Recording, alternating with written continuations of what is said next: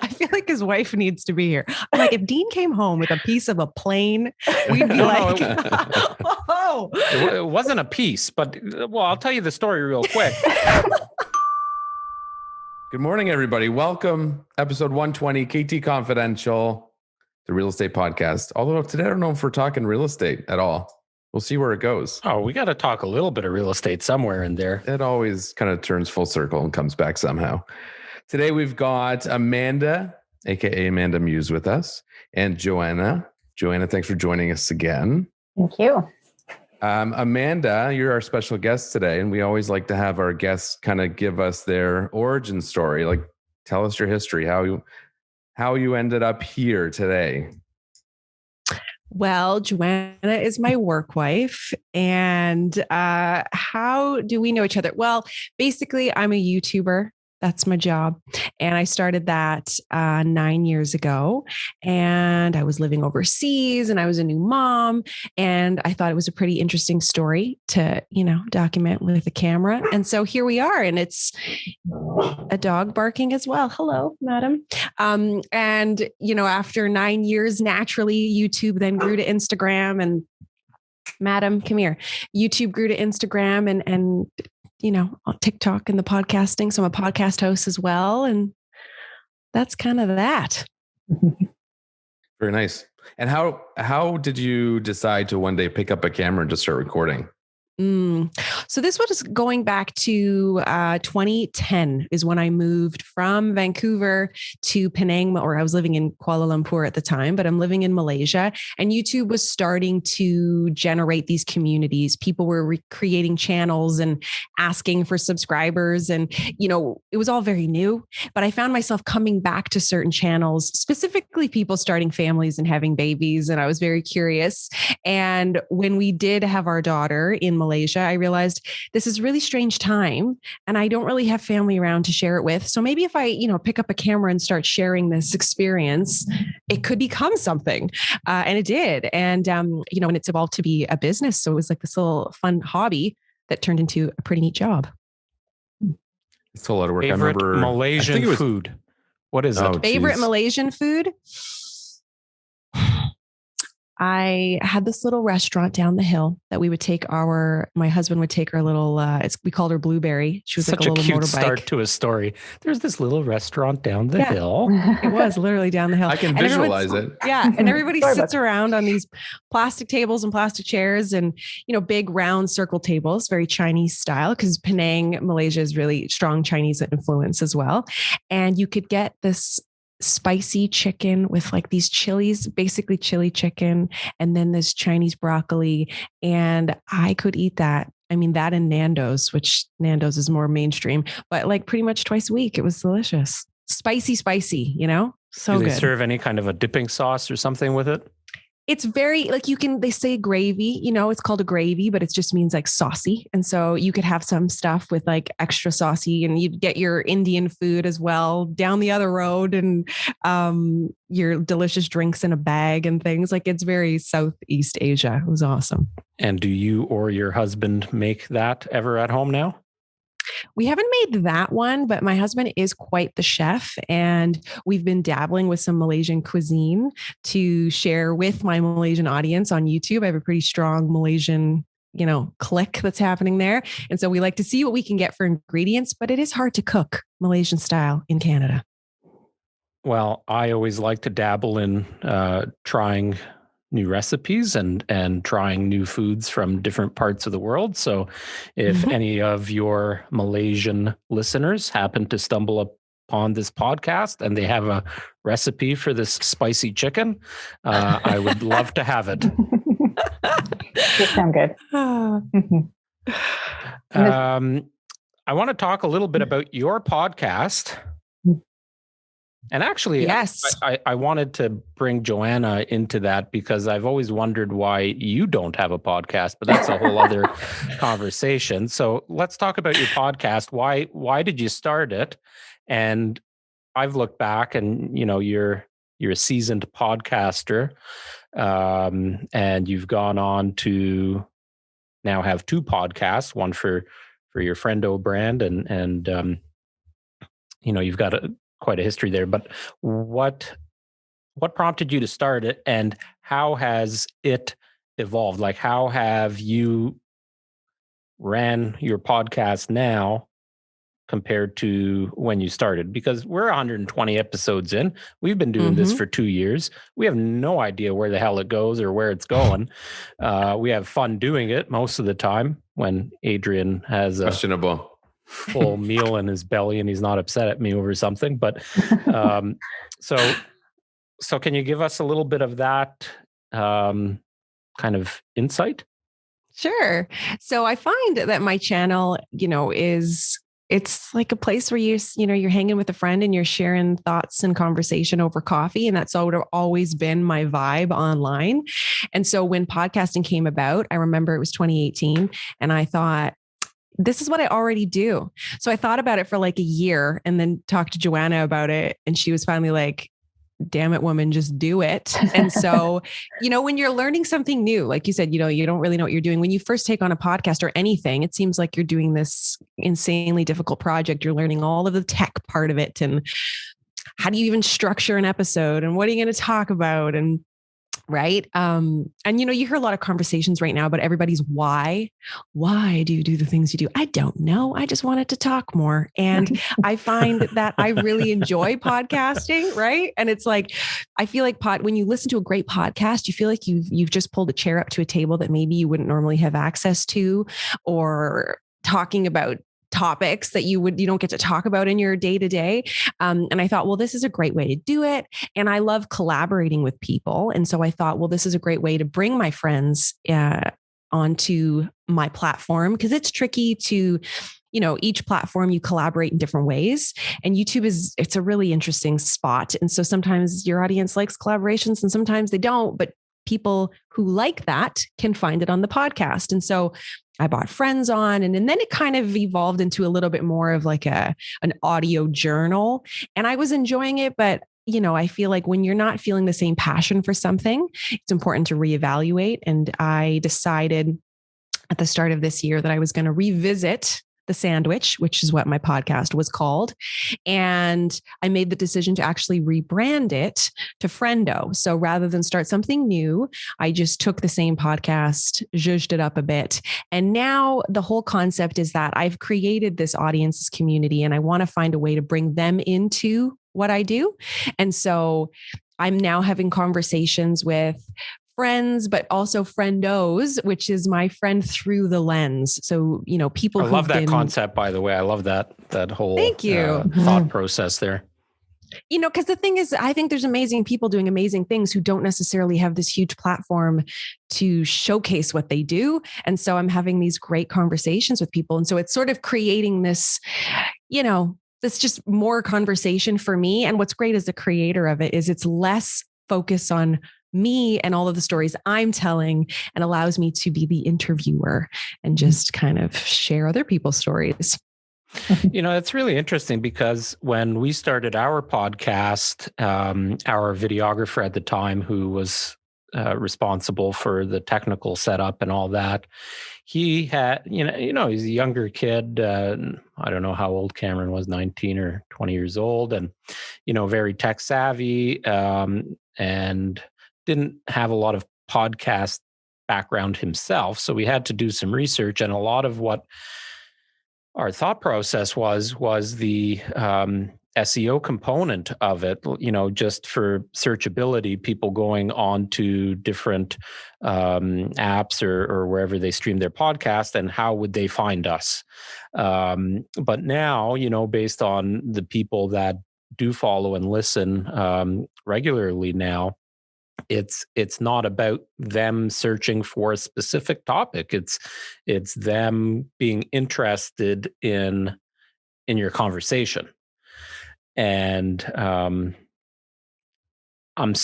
don't know if Adrian's there yet. Mentally, I'm almost there, where I just want to talk. And yes, sometimes it's going to be real estate related and sometimes not. And sometimes I swear and get crusty and all of that fun stuff. But I think it shows, the you guys are content real creators, side, right? Yeah, you guys. I've said this to them from the beginning. Is like you're in the real estate world, but you're also content creators. And I can tell that with the content you're creating, and that's part of it. And it's therapeutic to have a YouTube channel or to have a podcast or something and share it. And it's funny, when Amanda was talking about thinking about it for so long, we were going to conferences and she's like, I'm going to all the podcast sessions. I'm going to learn all about it. I'm like, you go do that. Sounds very techy, have fun. But I've almost started my own podcast a whole bunch of times. In fact, I was so close to starting one about 6 months ago and didn't. And part of it is it's challenging to get sponsors on a podcast sometimes. And I would look at it from the business side and see like, okay, does it make more sense to put my energy into my blog, which was my start, and my channel over a podcast? I think I would maybe one day, but I don't know.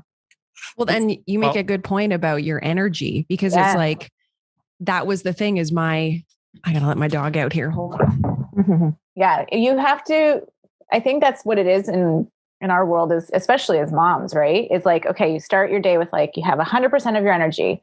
And so my kids get a portion, and then, KT gets a portion, and then my channel and my blog. And that's like, can I commit? And I wouldn't want to just do something half-assed. I'd want to make sure that whatever I did, I really put my heart into. So well, in the meanwhile, you can piggyback with us anytime you like. Yes, I like this. This is fun for I think now. a lot of the time people do overthink it too. Like actually, well, Gary Vee is someone we overthink shit all the time. Well, that's my point. So Gary Vee is somebody that we pay attention to a lot and watch and listen to his things.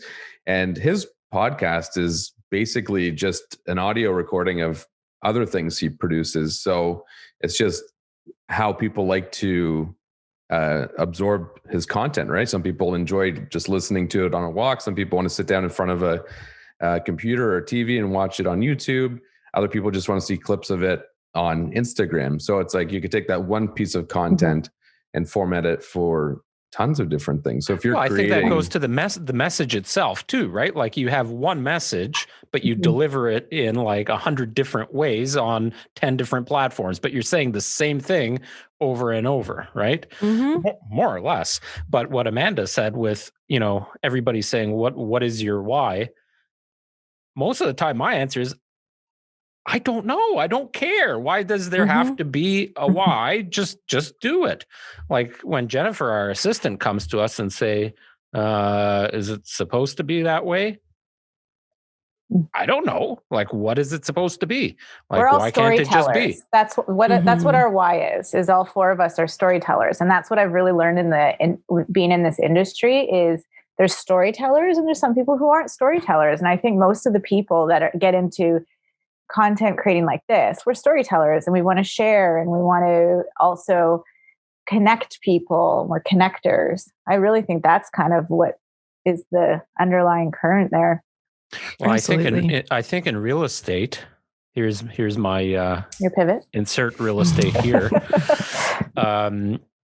You have to be a bit of a storyteller, whether it's, writing a description for the property or working with the videographer and how you're going to convey the appearance online of that property, or with the like, how do you take a property that we actually think is ugly and not particularly nice and make it sound really, really enticing? Well, 70% of the homes that we sell are ugly when we walk in initially. No offense to anybody that thinks they have, great decor sense, but most people just don't, right? And you walk in and you see rooms that are painted ugly colors. And by the way, how did that blue master bedroom, how did that blue master bedroom stay blue when we listed it last week? Or which one I'm talking about? Yeah, well, they were fugly. I think they did a good job right with now. it. No, it's sold firm. We're good. I think the sellers. I think the sellers do listen to the podcast. We've had to write ethics courses for stuff like this, Ariel. Remember that people are listening. Or the one that you said smelled like cat piss in another podcast. That one stuck out to me. It's funny because some people, I've had people say to me, I didn't think you has sell 4 cats or whatever it is, right? Someone said to me once, I didn't think you would sell my type of house because you sell such nice looking houses, but it's interesting people's perception of that. Did I ever tell you the story about how my master bedroom turned out blue? No. So Natalie was still pregnant with the twins, and probably, I want to say it was 2 or 3 weeks before they were born. We didn't know they were coming on, such early notice. And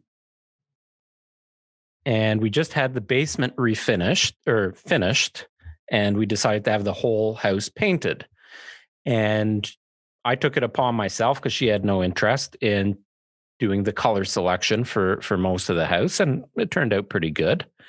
But she wanted a part in choosing the master bedroom color. And I said, okay, sure, no problem, but let's at least agree together on what it's going to be, even though I said, okay, it's all you. So we're looking at the swatches. It's like 11 o'clock at night. The painter is going to be there first thing in the morning to paint the bedroom. So we had no choice. We had to pick something.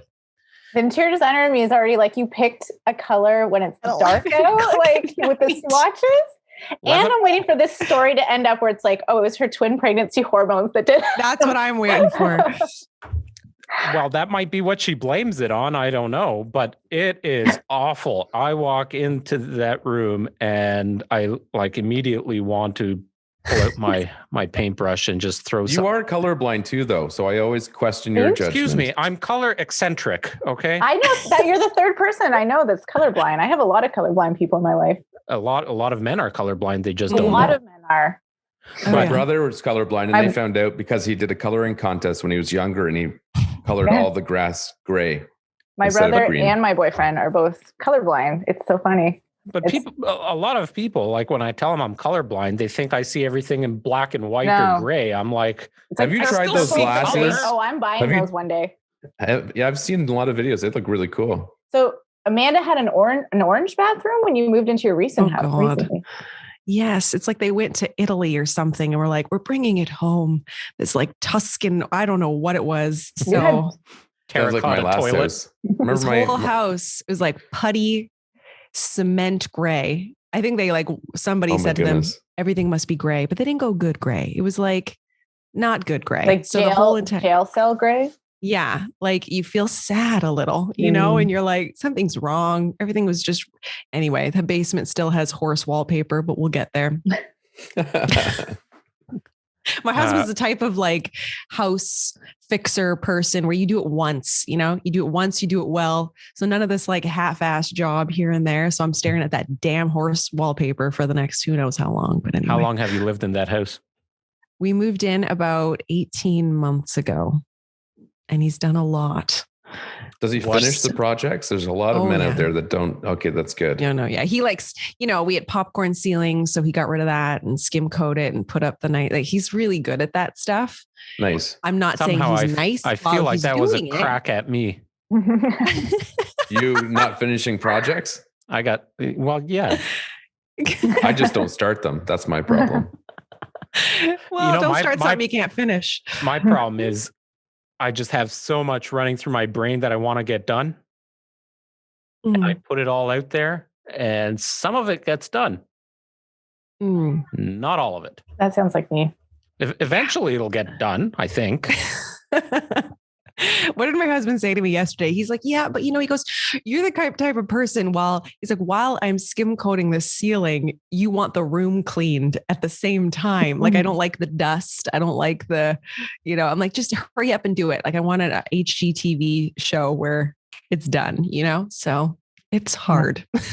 Well, that's better than my wife because I'm in the middle of a project and she'll already put the next project on my list, right? Oh, when you're done with doing that, can you do this too? And that's what sidetracks me. And then, of course, in real estate, working 24/7, you get a call or an email, and that sidetracks you. So, needless to say, there's probably 5 or 6 projects at home and at the cottage that are to be completed at some point. Adrian, we haven't really talked too much real estate, but I think this group here has some good insights into working from home. It sounds like well, we know Joanna, self-proclaimed work from home quarantine type person. Sounds like Amanda's very much the same, built for COVID life. Oh, she's not. She's a work from home person. So I'm an introvert. She's an extrovert. Such an extrovert. It's like, but that's where the podcast comes in. Helps that it does help. I mean, I like to see people in real life, you know? I work from home. I usually work from home alone. There's a whole lot of people here. And I have a pilot who's also here. He's usually flying places, you know?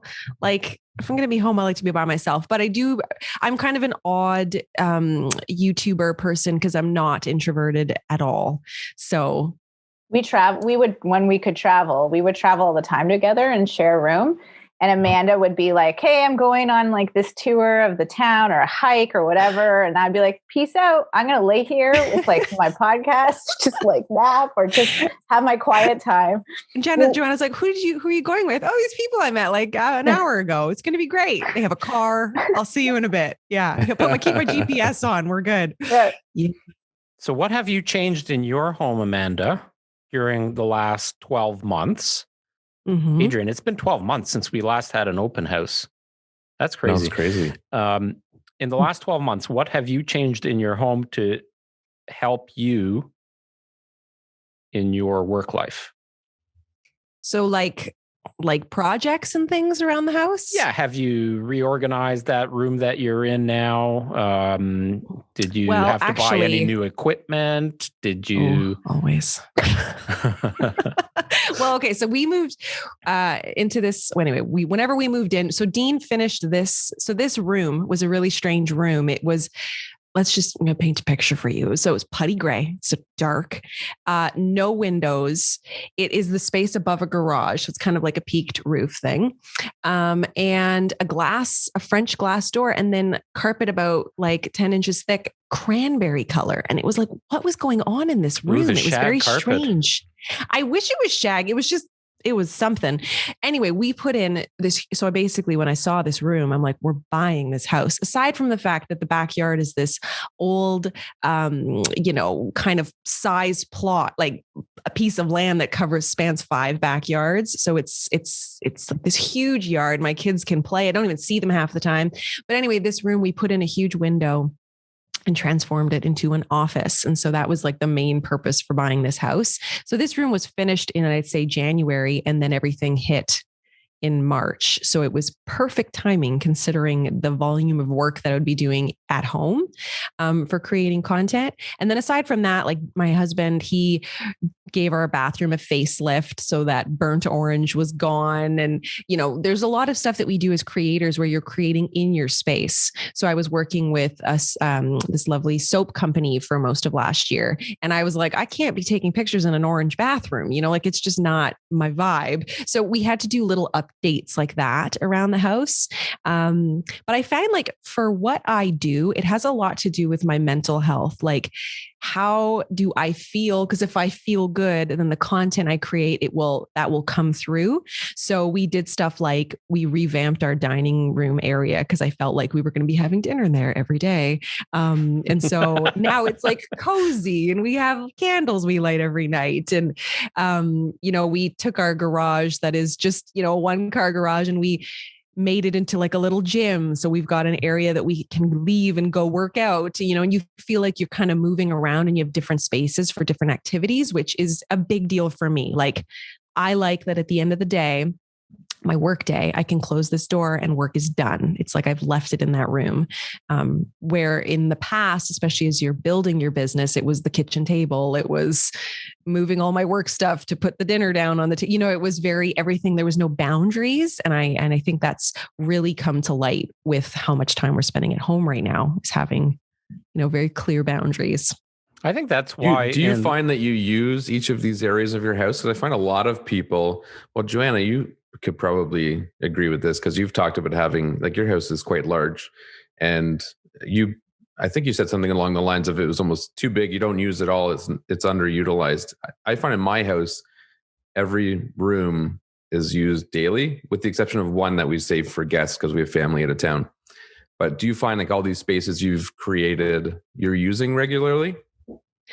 I find I do. Like we have only a TV in the basement. So I like to game with my kids and we go down there with the horse wallpaper and all, and we game and I kick their little butts because I'm actually really good at it. So that's fun. And I find that we do like, I'm a bit mean. Like I know none. I don't like having food in bedrooms. So I'm like, we sit at the table, and I work in my office and I find it allows me to stay really, I don't know, clear headed. It's like when I'm in the living room, I'm having coffee and I'm like hanging out and talking with my husband or whatever I'm doing, but it's not work, You know what rooms I find I don't use? So my living dining room area, total waste of space. And it's like huge. the formal area. Yeah. I love the California look. I would love either with this house or some house one day to blow out the walls and just have like a huge farm table because I have a lot of children. And then my basement, I have this huge projector and sectional, and the amount that we really go down there and use it, I thought we were going to be doing board games and this and that. We really don't.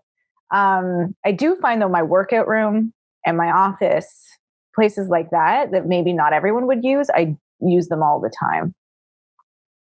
And I wonder too, as your kids get older and when we can have friends over, that'll be a nice place for them to hang out, right? Yeah, we'll see. I don't know. Now that Holden's in the basement, he has his bedroom in the basement now and his own bathroom. So it's like he's gaming there now in his bedroom. Right. Yeah. People are starting to spread out more. He'll be 12 in June. Ooh. I know. Giving a 12-year-old a basement and a bathroom. Well, he has 3 sisters, so he was going crazy. Yeah. He needed some space. As a mom, I'm like, that sounds perfect. Can keep their little stink in the basement, like they're at that age. I make sure I go in and I like just open the door and walk in. He's like, he's gaming. He's like, my mic wasn't muted, Mom. I'm like, price to pay. Like this is, I got to be able to just walk in. That's too funny. I'm curious because we've talked about how many people have moved during COVID because of their new needs during this time, right? Like the home office space or the home gym space or whatever. I wonder a year from now, or let's even push it out a bit further just to be safe. Let's say 2 years from now, how many of these people that have moved into this new home now realize, well, we didn't really need this, and let's now move again. Wait, do you find people are moving into bigger homes right now because of COVID? Or what do you find that's the trend? It's so funny because I feel like I'm the opposite. Hurry up and get your license, would you? I'm trying, working. A little bit of everything, I think. I think we've seen people from overpopulated areas moving into the middle of nowhere. We've had people that moving from the GTA to other provinces.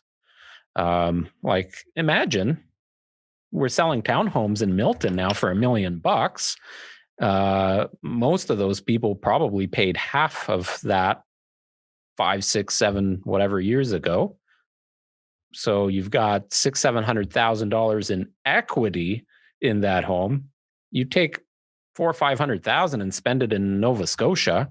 You're living like right. You're laughing.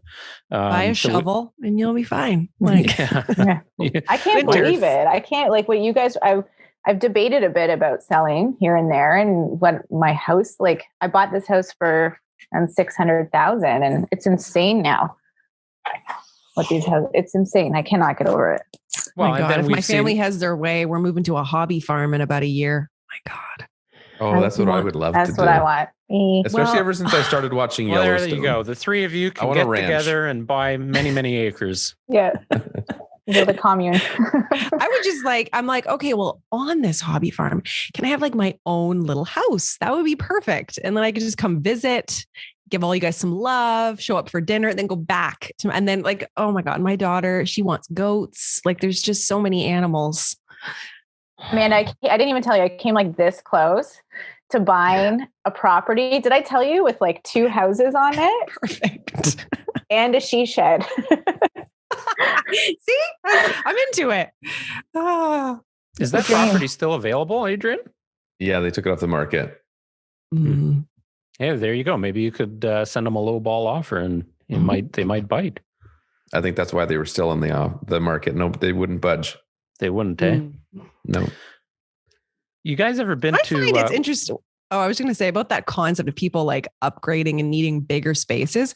I find throughout this, I'm realizing how little I actually require to stay entertained. You know, I'm like, I picked up a used treadmill and I was like, perfect. Like I can stay sane on those cold snaps or when I forget to work out in the day or whatever, you know, and I could use it with a whole lot less is what I'm realizing. And just after this, I have a video going out that's 10 things about how I'm keeping myself out of hell zone. And honestly, some of them are like noise canceling headphones, sitting in a different room, having a glass of wine at night, like just random little things that I just need to do to just keep my, like during the pandemic. Oh yeah. Yes, a glass. Cut down I haven't quite figured out how to limit myself like that yet. Oh, you should actually see my garage. I was telling Amanda because did you do all of dry January? I did. And I wasn't. And I had a bunch of friends who did dry January. And I'm walking around in my garage and like, it's like clink, clink, clink, clink with all the bottles. There's so much, but I don't know. Survival. I forgot what I was. Amanda and Joanna, have you guys been to Rivercroft Interiors in Milton? Is that the one in the barn? Yeah. Yeah. Oh, I've always wanted to go. I know what you're talking about. I need to go. You need to go. It's awesome. It's right up your alley. But I always envisioned our KT office being in a barn, as silly as that might sound. You know, they're not insulated. Well, you can convert it to have warm and insulated spaces. Just add that to his project list. Yes. Yeah, sounds like it's short. The barn. Now, let me just insert a comment into that project list fiasco of mine. I have learned that in the last 10 years of being an entrepreneur, that I'm not good at everything. I don't like doing everything. And I now make enough money to hire people to do those things for me. So smart. Amanda and I have had those exact conversations. Yeah. And, that's how we ended up growing our team too, because we were always bad delegators and we knew that about ourselves. We were great with each other. Like I would delegate stuff to Adrian and vice versa, but that's not reducing the workload. It's just passing the buck. And so, when we bought our cottage as an example, would I have loved to just do the demolition of the kitchen myself? Sure, it sounded like fun. Have some buddies over and a couple of cases of beer, take out a couple of hammers and start whacking away. But the realistic side of it was, if we ever want to use this kitchen in the near future, that's probably not a good idea. So yesterday I was at the office all day I think I was here from 7 a.m. till 8 p.m. and we got a shit ton of snow. When I was leaving in the morning, everybody was still sleeping. I didn't want to wake anybody up. So I came to the office. I put a little message on our Facebook group of any kids that want to take the blanket and go. That goes with him everywhere. It's his blankie. For those of you listening, we're watching Oliver sit behind me holding his blankie and being super cute. The first time I watched some of your videos, I thought he was a statue and you just kept moving him around the house. And I'm like... I had a friend tell me that a bunch of parents from the school got pandemic puppies and they're all like so stressed right now. And they're all telling me that Oliver was really bad false advertising because most dogs are not like him. Oliver, they take work. Anyway, the point of my story there was you got to delegate as an entrepreneur. And I think that's taught me now to do that in life. And whether it's like now, I can guarantee you, I will never set foot unless absolutely necessary in a shopping, in a supermarket. And like I used to go to Longo's once a week. I get everything delivered to my front doorstep now. The produce is amazing.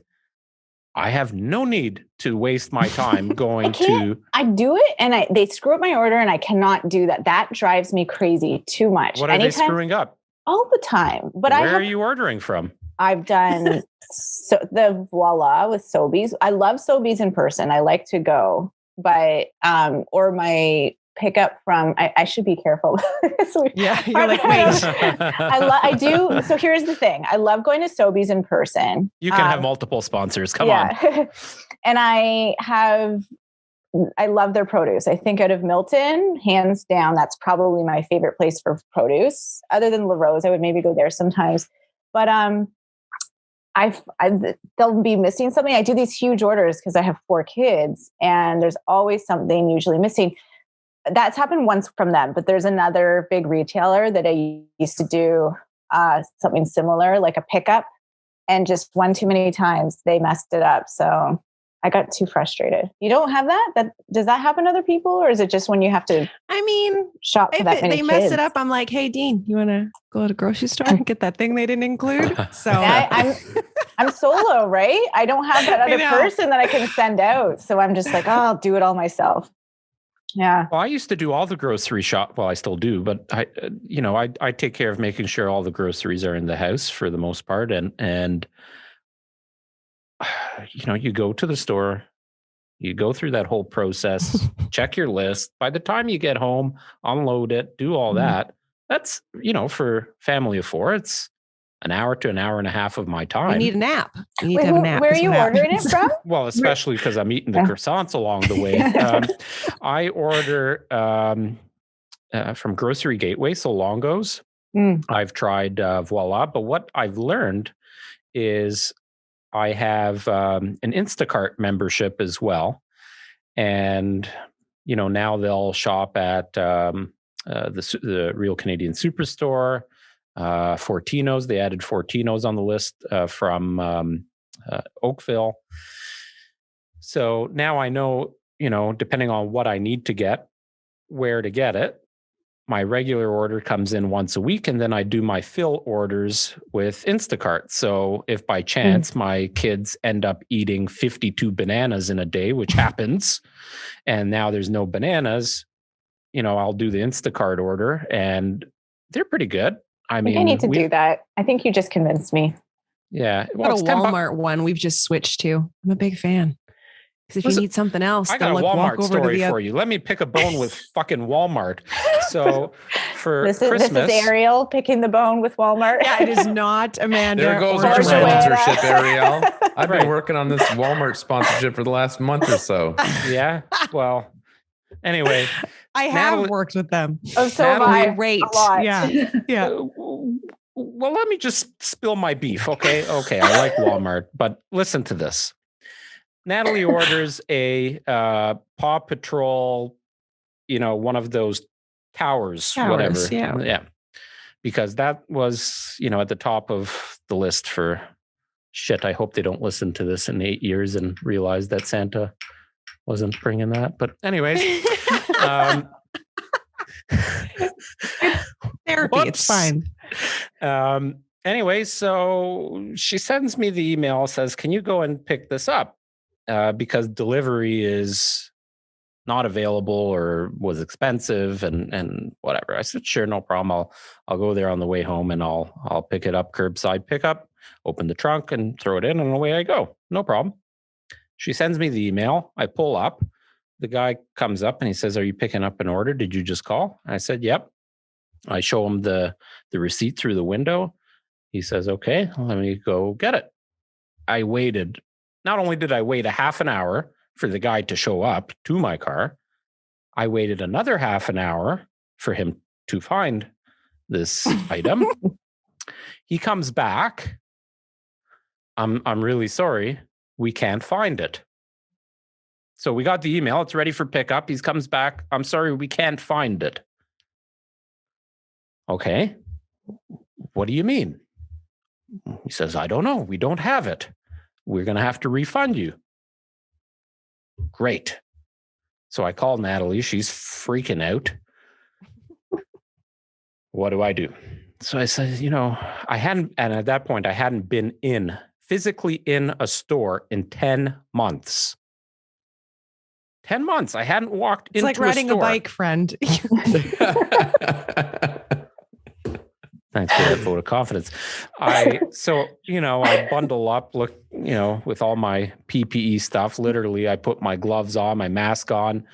I might have even put my booties on. I opened one of the KT house shopping kits. And I walk into Walmart, go into the back toy section. There's a wall of these towers. There's 50 of them in the store. The guy in the pickup area couldn't find it. So that's my Walmart story for you. It's not that good, but really, it was his fault. I don't know. I think they they take it from the store, they put it in that area, and then if it's not in that area, that guy doesn't go into the store anymore to out of his pay grade. He's just yeah, exactly. You need to take charge. I don't know. Maybe I like to control things too much. Maybe that's see what I like about Instacart is if I order something now, it's guaranteed to be at the house, or most of the time, within 2 hours. So if somebody changes their mind and you want to make, spicy Malaysian chicken instead of veal schnitzel, you can, within 2 hours, have all the ingredients you need. And the delivery people, you rate them. So once they deliver it, you rate your experience, and you're tipping them too a little bit, but you rate them. And as they get better ratings, they get more work. So their goal is to get more work and better tips. So I find, the consistency and the overall quality of these shoppers are getting much better. And I kind of use it for my fill orders. So today I noticed we're running low on milk and eggs. So before I leave the office, I'll schedule it to show up at the house pretty much at the same time I'll show up at the house. So I don't have to go and do that. Amanda thinks I'm lazy. I like making trips to the store. Yeah. Well, yeah, you get to escape a little bit. You're like, peace out. Yeah. See you in a bit. Yeah. Well, you get to explore and look at things you may not have otherwise considered. You're going to be one of those people who go to drive their car and their battery's dead. I've been hearing all these stories about people who aren't driving. Now I co-parent, I'm having to drive. I still get out of the house. Like, you can't tell it's him. He's got his gloves. Am I the only one that drinks something during this? I'm like watching. No. On that note, I finished a cup of tea. I'm surprised you don't have a third drink. I know. I always have 2 to 3 drinks on the go at all times. I don't know about Adrian, but when I used to go to Sobeys, I would always get stopped by either a client or a follower that wanted to talk real estate. And I'd be stuck there for like 15, 20 minutes having a conversation. Not that I didn't like to do that, but sometimes you just don't have that time. There's something about Sobeys. I've had about 5 people recognize me in Sobeys that follow me. And it's like more than anywhere else. I don't know. Good people shopping at Sobeys. Maybe the lighting's like right in there and they can sign see up for Voila. Yeah. There you go. Remember in the beginning of the pandemic, how unorganized all these companies were? Deliveries were booking weeks in advance. It was crazy. Oh yeah. Madness. Who knew that we'd be able to so my top tier grocery pickup place is, Yeah, how our conversations have changed. Oh yeah. I remember when you and I did a campaign years ago. I think it is years ago now, when it was first out with grocery pickup. Yeah. The first click and collect. Yeah. Yep. And at that time, everybody was like, I don't want somebody else picking my fruit. And we had to explain to people the concept of it. And yeah, that was a good one. Interesting.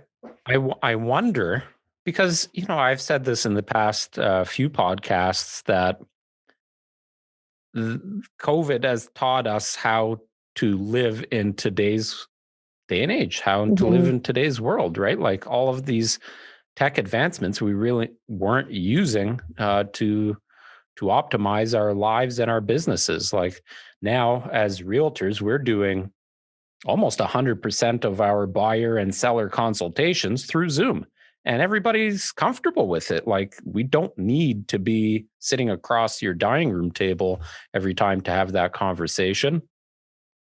I wonder, you talk about supermarkets, and you look at the commercial real estate business. I know, Adrian, you spend a lot of time looking at commercial real estate.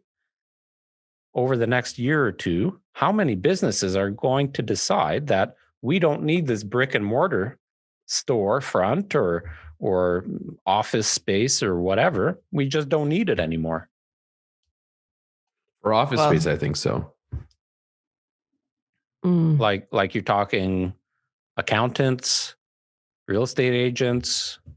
Well, one of the nice things that's happened with it is that it's forced old school business people to allow, because they had no choice, but their employees to work from home.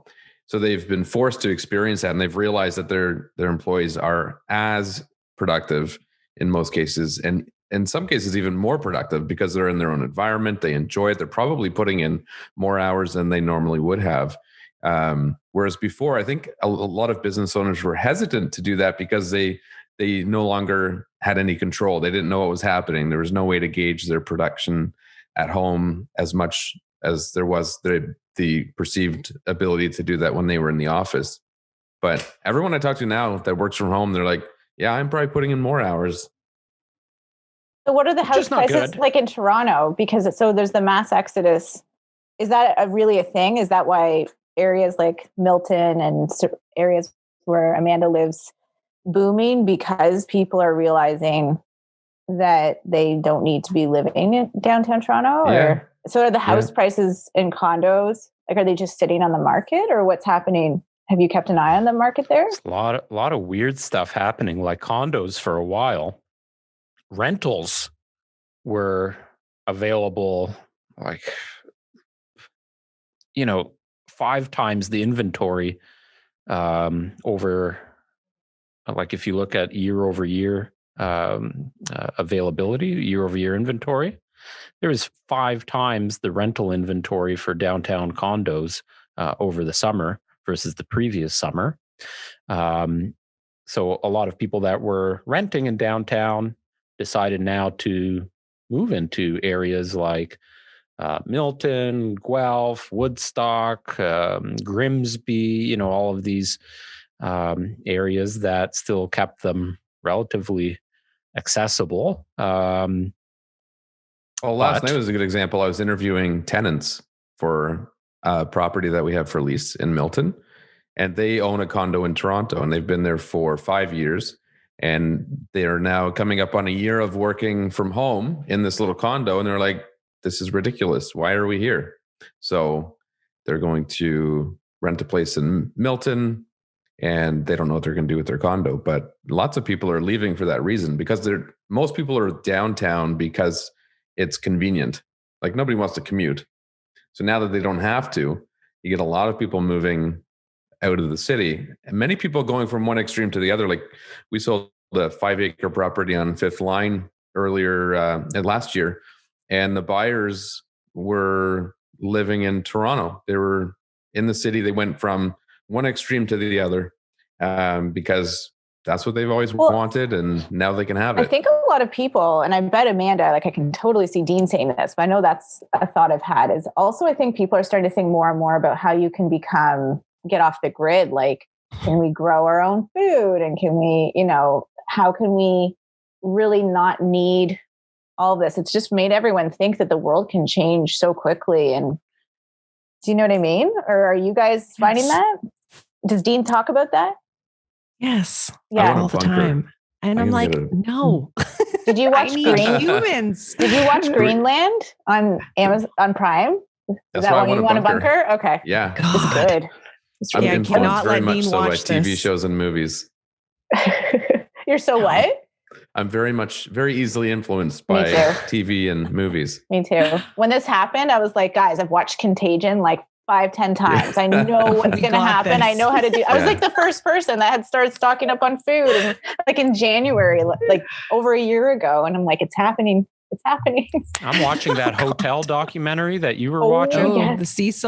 The Cecil Hotel. Yeah. I'm 3 episodes in, kind of hooked. Good. That's a good one. I'm a true crime addict. I mean, I've listened to so many of those stories. I was listening to a podcast yesterday and I was like, damn it, I already know the story, but I'll listen to it again from a different podcast host. So did you watch the Cecil one, Amanda? I haven't, but I should. I don't make a lot of time for TV. I enjoy it, but I've listened. I know the story, Elisa Lam and all the wild things. Yeah. I watched your most recent video with your husband, Dean. I was watching that earlier. I like this guy. Like I like him. If we were able to, I would say let's all go out for dinner and have some wine and shoot the shit. I think he's fucking funny. Oh, he's hilarious. Yeah. And you mentioned that he likes to cook. Does he have like professional background in cooking or just enjoys it? Or? I had to talk to him yesterday. I was like, Dean, can we easy on the creamy pasta and all the potatoes and all, like, he just cooks so well. And he's very much like a, love food, food is like the love language kind of thing. I'm like, you could just make a salad with like a side chicken or something. No, it's got to be like, everything is this. Lobster, I saw. Oh my God. That's Natalie's biggest complaint about me is that meals are never simple and they're never on time because they're not simple. Right. And then you add like a vodka something to there. And I'm like, God, Dean, what is happening? I'm hungry. If I don't eat by 5:30, it comes off the rails. So very structured. What's your favorite thing that he can cook? Probably the creamy pasta. Like, stop it with the pasta. But I've been, what did we do last week? It was so fun. Like, this is where we're at in life. I'm like, let's have fun dinners. So we had like nachos the other night, just like big old plate of nachos. And I was like, oh my God, how fun is that? Can you imagine sitting in a pub, like having a plate of nachos? I miss doing all that. Or going out for sushi with you. Oh, yes. And I eat so much. Yeah. So, like, and then we will do things like, talking about ordering groceries, but we'll order dinner in. I think like most people switch it up every now and then. But he's very good in the kitchen. The trouble is we have kids who like their palates suck. And you're like, what are you even eating? Like, that's boring, He'll make like hollandaise sauce to go with the asparagus. And I'm like, oh my God. And my kids are like, what's that? That's gross. And you're like, go. Dean's also very creative. He's also like, he's amazing at editing and he's got some big ideas. Like, well, to be honest, Joanna, yeah, but friendo, I said to him, I'm going to abandon my podcast because I'm tired and I don't want to do any more work. And he was like, I've got an idea. I said, fine, you can like come up with an idea and maybe I'll listen, which doesn't happen. We've been together long enough. But I actually listened and I was like, it's kind of a good idea. Is the other idea that I keep asking you about still brewing? I know it's not. It's brewing. I'm producing a show. These two will go nuts over it. Yeah. Yeah. I'm producing a show for him. It's basically, I can spill the beans a little bit. Like, he has been a pilot for a long time, like probably 25 plus years or something. And he has worked in Canada, worked overseas. He worked at Korean Air, China Airlines, been in Taipei. Like, he's been everywhere and he's got some epic stories. And so him being, laid off right now, I'm putting together a podcast for him in the aviation space where he can tell those stories and have guests of his that are in the industry and come on the show. But it's tricky. You guys have been totally podcasting. Listen to that. Yeah. Totally. So good. And he is an epic storyteller. And the thing though, that's really hard is when you're podcasting by yourself, when you have to get used to telling a story in that way. So he's such a story. You should go grab him right now. Give him a go. Be like, we've been talking about you for the last 10 minutes, Dean. But he's such a storyteller too. He's very funny. Remember that day he came in and he was like, Joanna, I have this idea for you. Yeah. Oh my God. You should have gone with that. There's still time. But yeah, he's a lot of fun. I'll tell you that much. There are 3 things in my life that I've always wanted to do as a career, and most of it was stemming from me in childhood, was pilot, real estate agent, and chef. And look at that. I feel like every guy wanted to be a pilot. That's the thing. So they all think Dean's I started so cool. my Ariel had an airplane in his basement just a couple years ago. That's right. I had many parts of an airplane, of an Airbus, A3. Wait, real pieces of air, was, like real. He's a bit of a hoarder. Yeah, it was a luxury. It was part of the Hilton hotels fleet, and I love going to auctions. So pre-COVID, well, pre-babies, I would take off for a few hours, give Natalie her space, and go clear my head at auctions. And we've got a great auction house in Milton, Hume's Auctions, and I would go and I would find an auction, sit there for a few hours and bid on random shit. And most of the time I would resell it and make money. I feel like his wife needs to be here. I'm like, if Dean came home with a piece of a plane, we'd be oh. It wasn't a piece, but well, I'll tell you the story real quick. So it was at the end of this auction, all of these parts of this airplane were sitting there. And the auctioneer looked at all that stuff and he says, okay, all the airplane parts. And he started it off at like $1,000 and nobody was bidding. And there were at least 50 pieces. And I'm talking, wait, was it like a chair or like, I'm like pieces, so serious. pieces of the cockpit. So like actual dashboard pieces. There were the bottoms of the seats. I had 13 actual windows, like full framed windows, like next to your fancy. They had blinds in them and everything. Oh. Yep, they're the ones. You with take the mini like an blinds. Instagram picture, just be like you're on a plane. Yeah. If you still have them, post them to the Instagram feed today and have that as the connection to this. It'd be like you have to listen to the podcast to the end to know the story.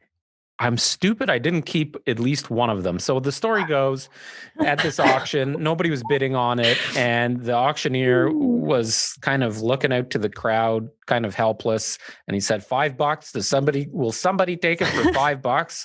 I look around the room, nobody. And I said, fine, give it to me. And my girlfriend at the time, this was just before I met Natalie.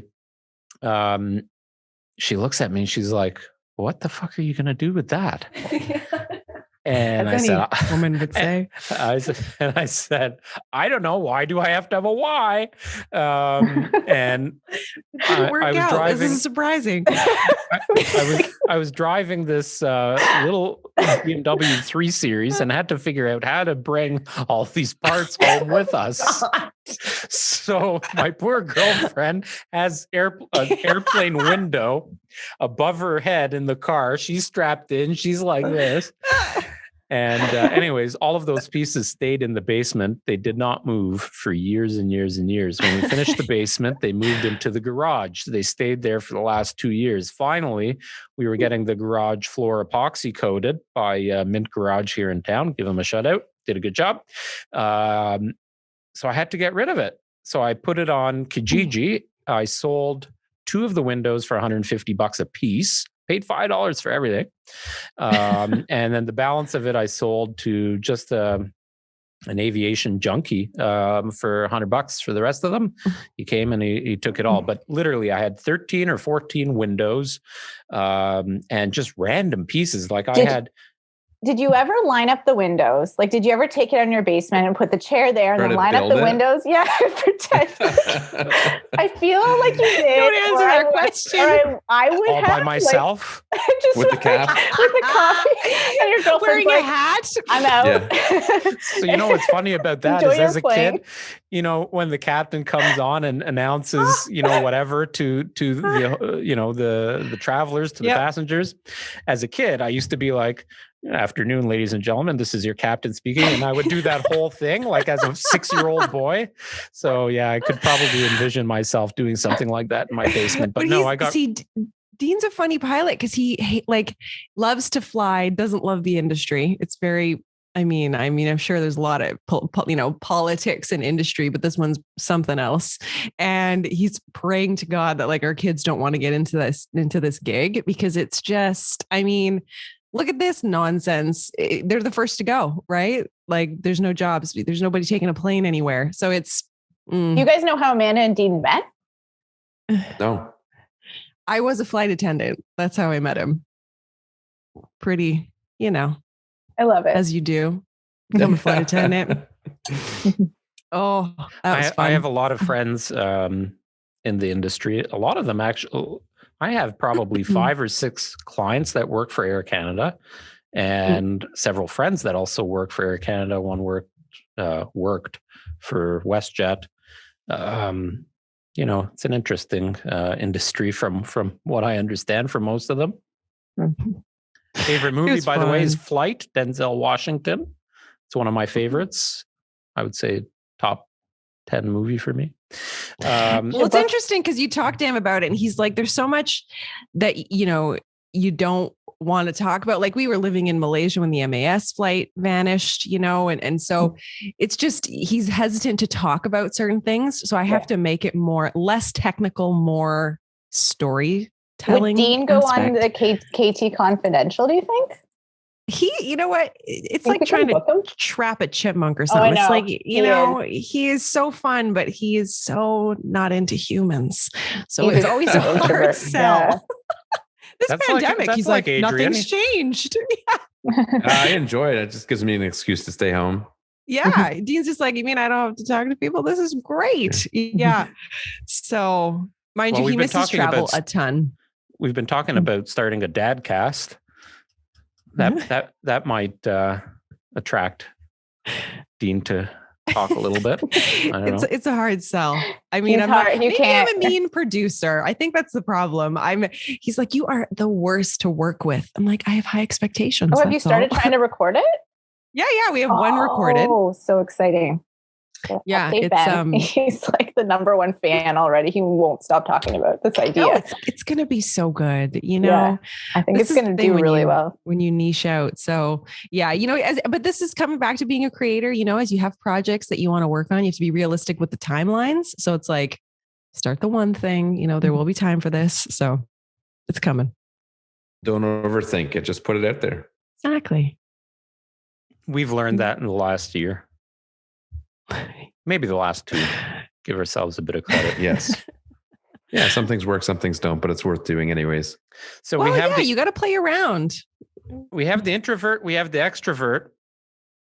We had this conversation about real estate agents. What podcast was that, Adrian? Anyway, we had an argument. Was it an argument? Do you want to explain the story about how we got into that? I'm talking about how I said I hate the podcast. Well, if you want to bring up that can of worms, there's a few. About whether or not you needed to be an introvert or an extrovert to be a real estate agent, or if you could be introverted and be a good real estate agent. Yeah. I think you could be successful either way. It's just a matter of how you go about it. Right? I'm an ambivert, so I love public speaking and I can handle a crowd. I just have to afterwards read. I think this is the biggest difference is Amanda gets recharged by being social and more people, and that charges her battery.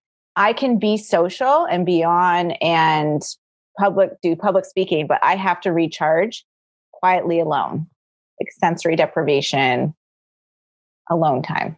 And that's the biggest difference. So you're the one at an all-inclusive vacation that's doing none of the activities, and Amanda knows the entire staff by the end of the week. 100%. Right. That's kind of like Adrian and I. You kind of need, that's what a lot of relationships are. You do. That's how they work. Can't have too many introverts or extroverts in a room. It's going to be awkward. I always say I attract introverts, but I think it's just the balance of energy. Like, it's nice. The thing is yes, I'm extroverted, but I also really like being alone, but it's, if I'm alone for too long, I start to question my sanity. I'm like, I haven't seen another person. I don't remember if I know how to do that. And my husband's like, oh my God, please go for a walk, talk to strangers, I think because of what I do, people expect me to be a full-on extrovert, where I've got the feedback before that people think I'm standoffish, when I'm like, no, I'm just actually kind of shy, or I need to be quiet sometimes in certain situations. And I like to let the extroverts shine too. I like to sit there and just listen. I literally heard birds chirping. That's like how we're all doing it right now. Yeah. So, well, on that note, we've been going here for over an hour, just shooting the shit and chatting away. Before we wrap it up, I'm going to bring it back to a little bit of real estate. We already know Adrian, if he was to move today. Well, I'll let you. Let's go full circle here, because I think this is something that everybody's talking about. So if you were to move today, where would you move to, and what would your home have that your current home doesn't have? Go. You talking to me? Yes, you start. I would have probably around 5 acres. I would have a lot of trees. I don't like those lots where it's just an open field and you can see the house from the road. I feel like that defeats the purpose of living in the country. So I would have a lot, the house set back amongst many trees. And I was serious when I said I want a ranch. Now that I'm all into this whole Yellowstone thing, I've always loved horses. When I was younger, I worked at Teen Ranch in Caledon. Maybe you can take that wallpaper from Amanda's house. I went there, and my parents used to work there. My family used to work there. Really? So, yeah.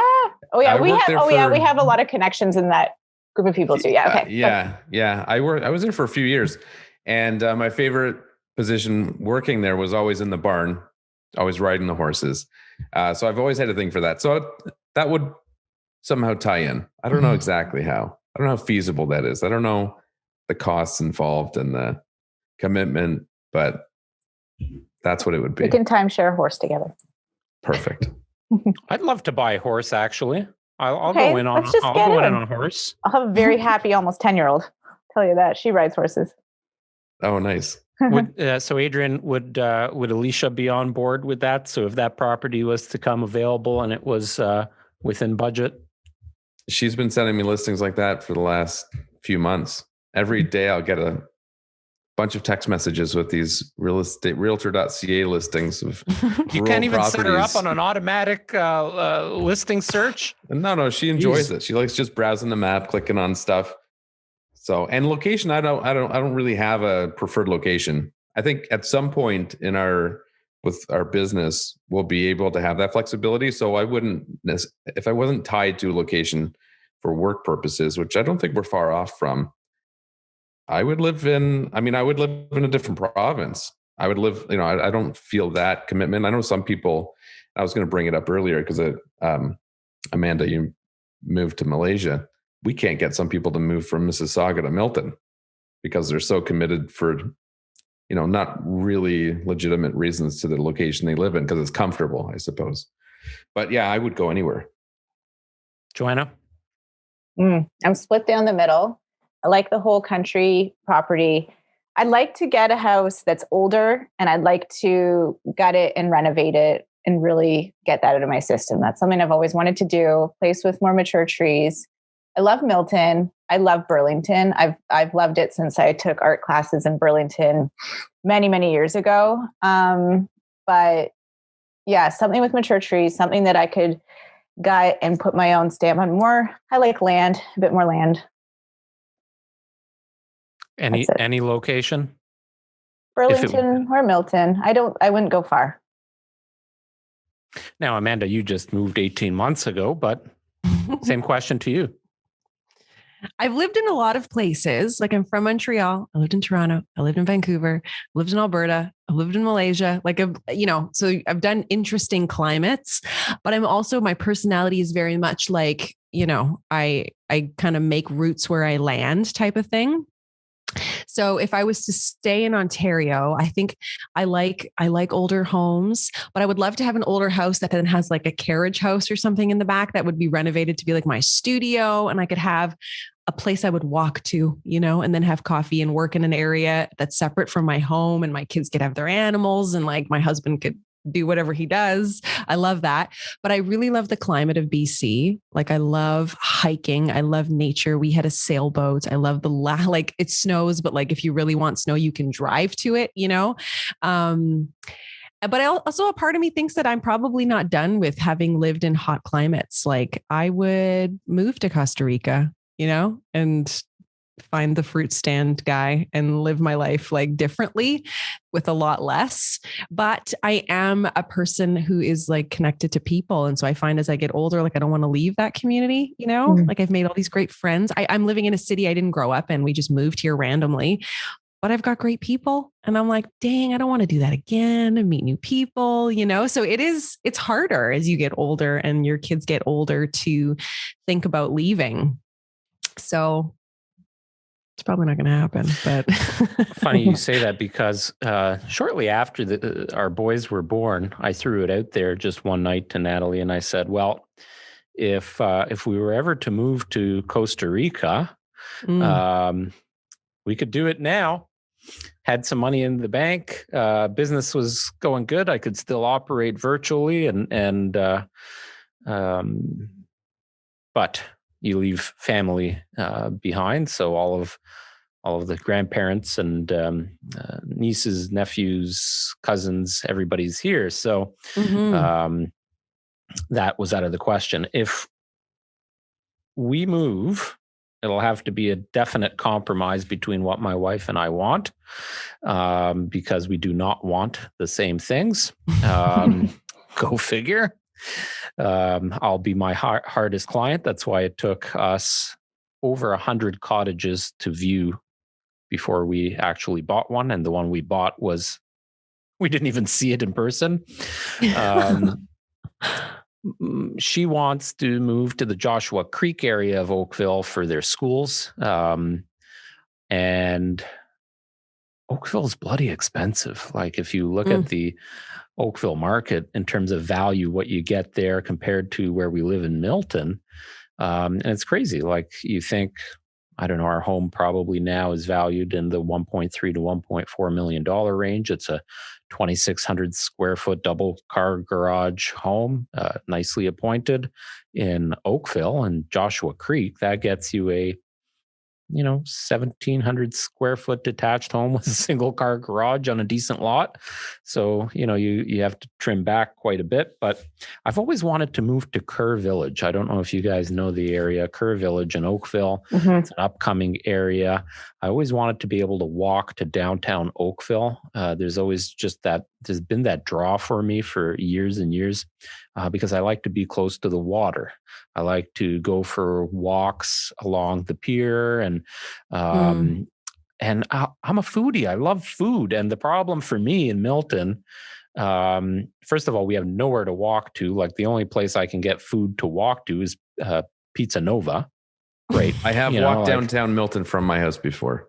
I can walk downtown Milton from where I live. I do that a lot. Closer. I'm very close. Yeah. Yeah. I mean, that's my same draw to Burlington. It's the beach, it's the water, it's the downtown. Same thing. Yep. I get it. Yep. And I'm always so impressed when people have such specific, like, I want to live in this area. That is like not a gene I carry. I'm like, oh, I'm here now. This is great. Like I'm very, but almost to a fault, because I just, like my husband, the compromise is we're existing right now. Like we're here in Canada because of me and my work, which is ironic because I have a virtual type of job. But with the brand work that I do, all the brands are, in Toronto. So it's interesting though, when your partner has a very clear idea of where they'd like to be. It's tricky when that clear idea involves a different climate and a different spot near the equator, Well, it's tricky from like as a realtor, and Joanna, you're going to experience that real quick in your real estate career. Is a lot of times people don't really know what they want.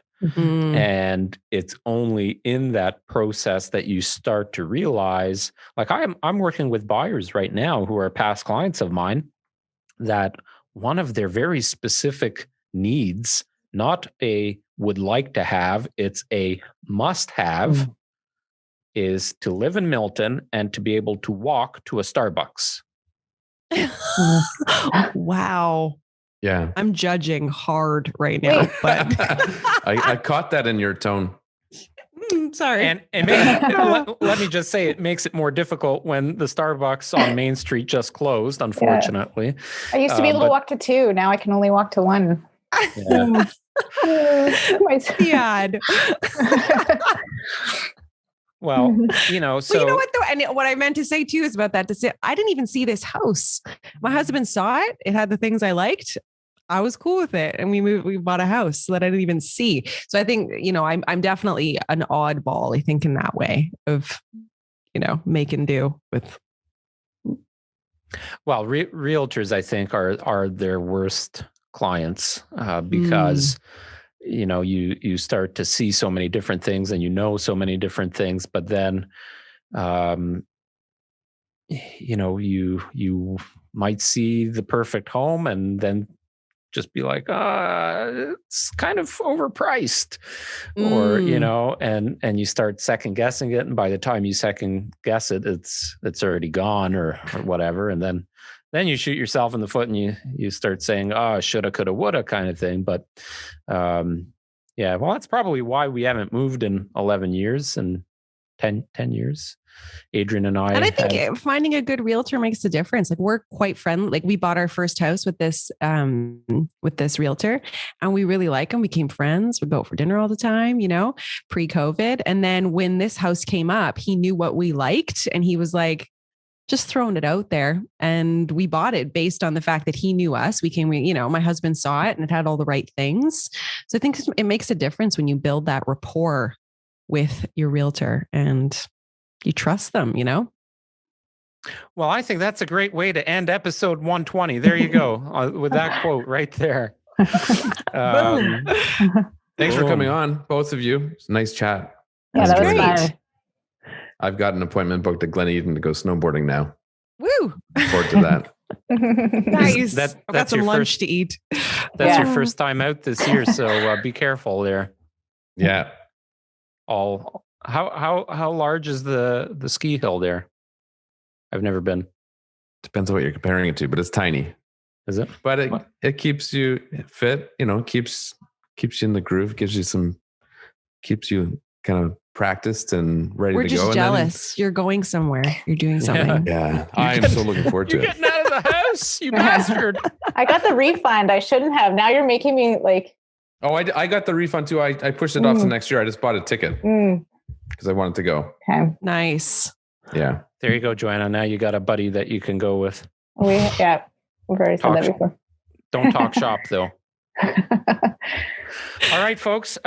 If you have made it this 70-minute podcast through it, please make sure you like, subscribe, and all that fun stuff. Amanda, thanks for coming on. We'll put a link to where you can stalk Amanda in the description below. And Joanna, this was your 5th podcast with us. So maybe 5th. You're becoming a resident KT Confidential host. And we'll chat soon. Have a good week, everybody. Thanks. Bye. Thank you. Bye-bye. Bye. Bye.